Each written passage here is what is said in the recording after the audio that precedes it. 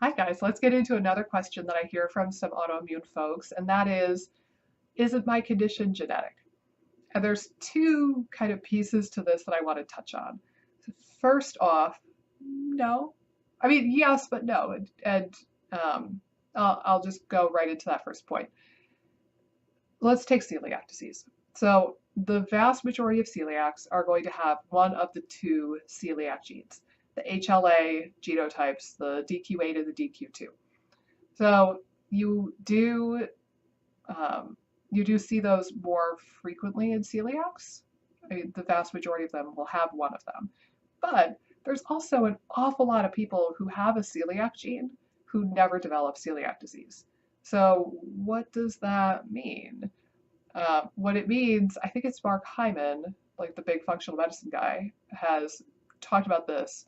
His way of saying it is genes load the gun, environment pulls the trigger.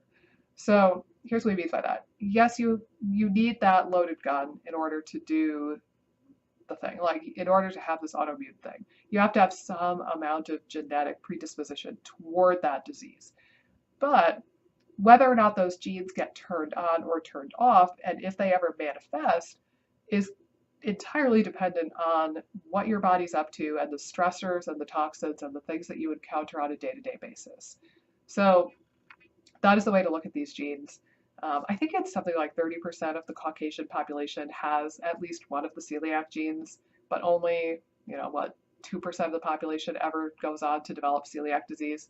So that is the way to look at it, is that it's not, set in stone. And I would say this about cancer genes also, by the way. Just because you have the breast cancer gene or the Alzheimer's gene or any sort of disease gene, it doesn't mean that you're powerless. And this segues into the second part I wanted to talk about, which is, well, if it's genetic, what can I do? If it's genetic, I'm doomed. I'm just going to get this. It's going to be horrible. What could I do? There's no point, right? And that's kind of implied when people bring this topic up. And to that, I would say, no, there's still a crapload you can do.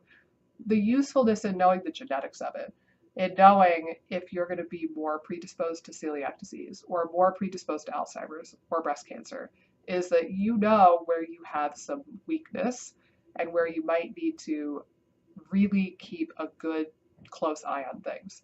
So for example, if you find that you have the breast cancer gene, it does not automatically mean that you're going to get breast cancer. What it means is that you might have some weakness in how your body deals with hormones or how your immune system surveys your body for tumors, and you need to be extra special careful and take care of those two systems in your body. Similarly with Alzheimer's, if you have one of the Alzheimer's genes, it doesn't mean, holy crap, you're going to get Alzheimer's. It means you need to pay close attention and maybe work with a practitioner who's really well versed in working with that condition. So for Alzheimer's, maybe doing a lot of stuff on a day-to-day basis that keeps your brain healthy and keeps your neurons synapsing well, and doing things like yoga and meditation and exercise and eating a relatively low-carb diet and eating a lot of fiber, things that will de-inflame your brain as a lifestyle choice, but also working with a clinician who knows about this condition so that you can prevent it before it ever gets there. There's so much that can be done, and if we use genes as this kind of a tool, it can be profoundly powerful. But if we use it as a reason to not do anything and a reason to just sit back and let the universe take over, then yeah, I think we are kind of doomed by our genes if that's the situation. With autoimmunity, I'm going to check my daughter eventually. I have a 2.5-year-old. I'm going to check her eventually for the celiac genes. I just want to know. I'm a celiac. I think my mom might be, but we never got her diagnosed. And who knows if my grandmother or her great grandmother were. I mentioned that in my first video, family of autoimmune stuff. And I look back and I'm like, I think it's reasonable to assume that we have that in our mix, in our blood.